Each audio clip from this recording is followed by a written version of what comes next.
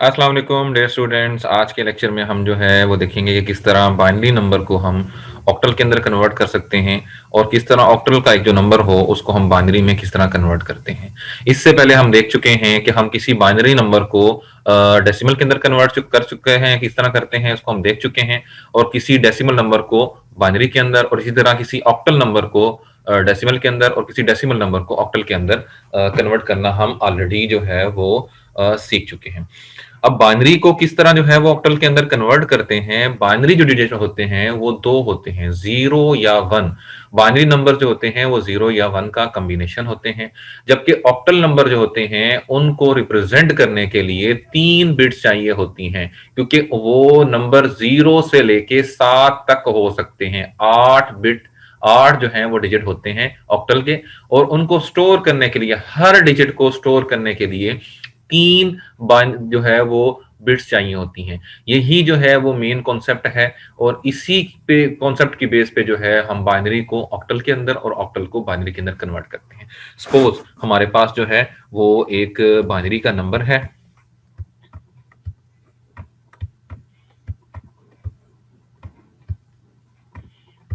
ये हमारे पास एक बाइनरी का नंबर है।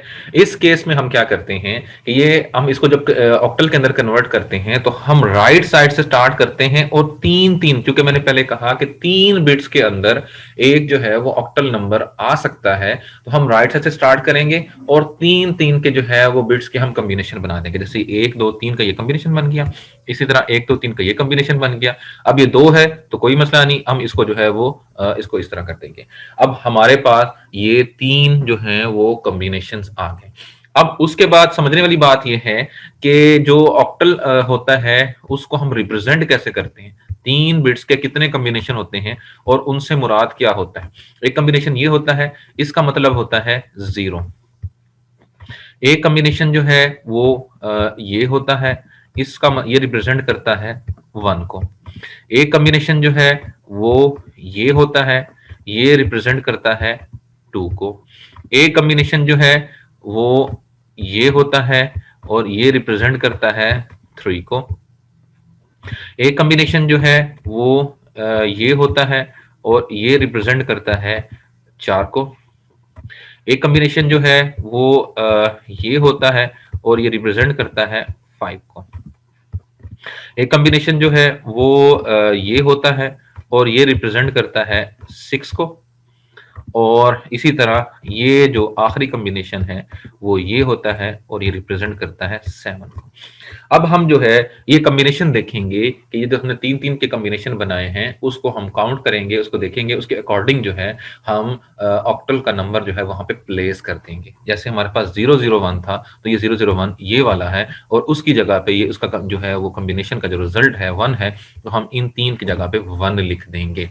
उसके बाद 011 है, इसको हम फाइंड करते हैं तो ये वाला कॉम्बिनेशन है, तो इसके अगेंस्ट हम जो है यहाँ पे 3 लिख देंगे। और उसके बाद फिर अगेन जो है ये 11 या इसके आगे हम 0 भी लगा दें तो वो कोई ऐसा इश्यू नहीं। लेफ्ट साइड पे कोई 0 हो तो उससे फर्क नहीं पड़ता। तो अगर हम जो है वो 011 या 11 खाली जो है वो भी 3 को रिप्रेजेंट करता है, तो इस तरह हमने जो है वो एक डेसिमल नंबर को ऑक्टल के अंदर जो है वो कन्वर्ट कर दिया। ठीक है, कोई हम मिसाल एक और देख लेते हैं। मिसाल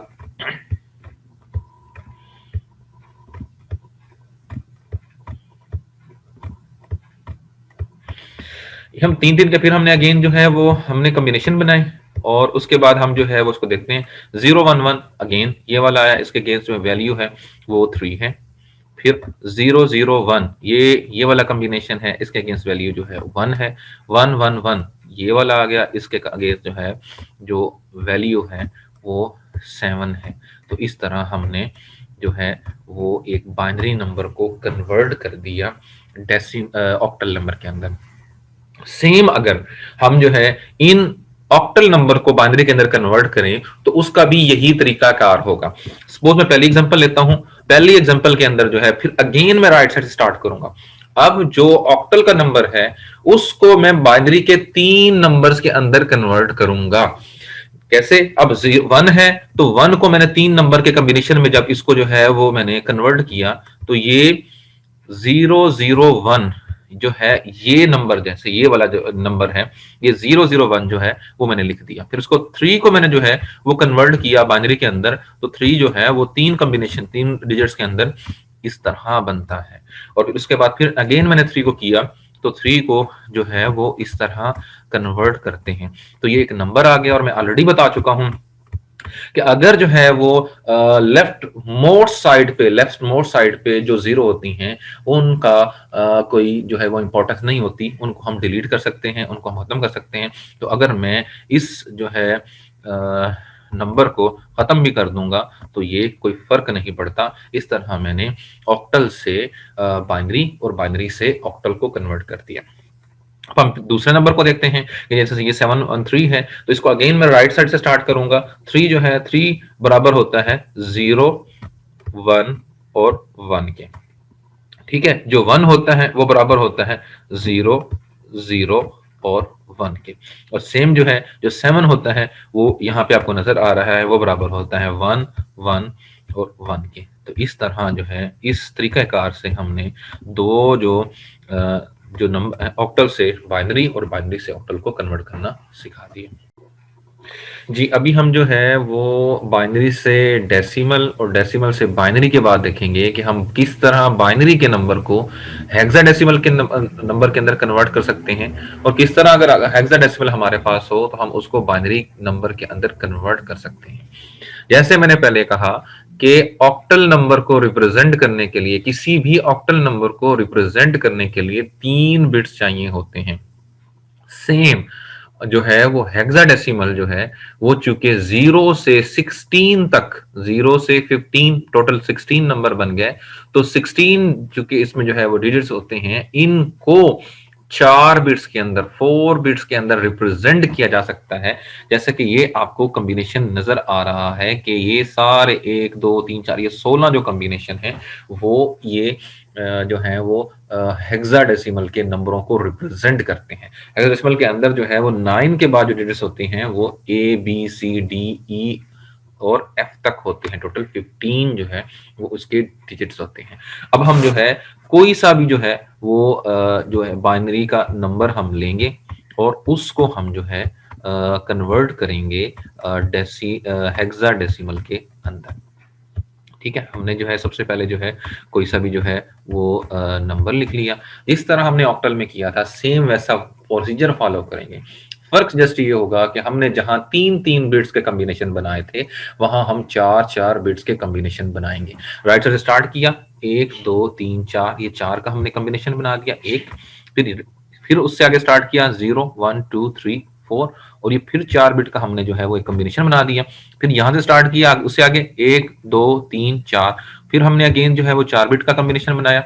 और उसके बाद जितने रह जाएंगे, अब मजीद कॉम्बिनेशन नहीं बन सकता, सिर्फ 1 बिट बची है, तो उसको सेम एज इट इज रहने देंगे।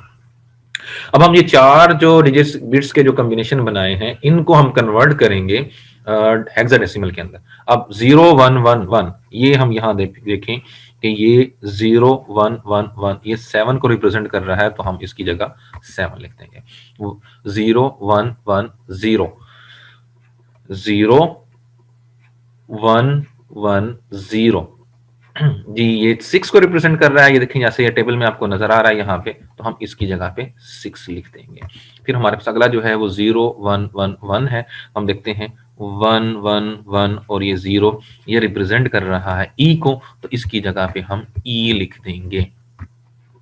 ठीक है जी। और उसके बाद ये चूंकि अकेला रह गया है, और अकेला जो है मैंने ऑलरेडी पहले कई दफा बता चुका हूं कि लेफ्ट मोस्ट साइड पे जितनी भी 0 लगाते जाएंगे वो उनकी जो है वो कोई वैल्यू नहीं होती, वो जो है ना इंपॉर्टेंट नहीं होती। तो समझ लें कि इसकी जो है वो लेफ्ट मोस्ट साइड पे 3 और 0 हैं, तो वो 0 0 0 1 जो है वो 1 के बराबर होता है। तो इस तरह हमने एक बाइनरी के नंबर को हेक्साडेसिमल के नंबर में कन्वर्ट कर दिया। हम जो है वो दूसरा कोई नंबर देखते हैं।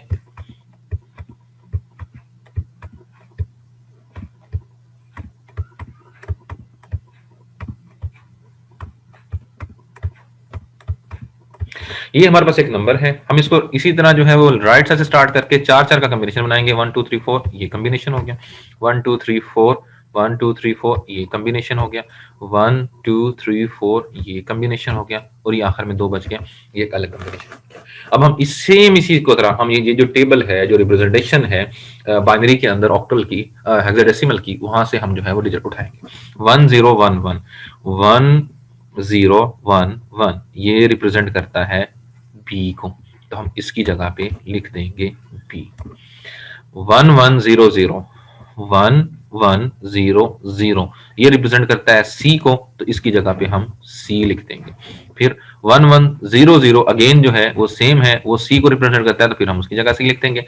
और 1 1 जो है ये 3 को रिप्रेजेंट करता है, तो हम इसकी जगह पे जो है वो 3 लिख देंगे। इस तरह हमने जो है वो एक बाइनरी के नंबर को कन्वर्ट कर दिया हेक्साडेसिमल के नंबर के अंदर। अब जिस तरह हमने जो है वो बाइनरी को हेक्साडेसिमल में कन्वर्ट किया, इसी तरह हम हेक्साडेसिमल के नंबर को बाइनरी के अंदर जो है वो कन्वर्ट करेंगे, और अगेन जब कन्वर्जन जो है उसमें वो वही नंबर जनरेट होगा कि जो कि जिस नंबर को हमने हेक्साडेसिमल बनाया था। अब हम पहला नंबर की बात करते हैं, तो हम राइट से स्टार्ट करेंगे, और 7 को जो है वो हम 4 बिट्स के अंदर जो है वो रिप्रेजेंट करेंगे सेम इस टेबल के मुताबिक। 0 1 1 1 ये 7 को रिप्रेजेंट करता है, ठीक है, हमने ये लिख दिया। उसके बाद 6 आ गया, 6 को रिप्रेजेंट करते हैं 0 1 1 और 0 के साथ, ये भी 4 का कॉम्बिनेशन बन गया, हमने जो है वो 6 को रिप्रेजेंट कर दिया।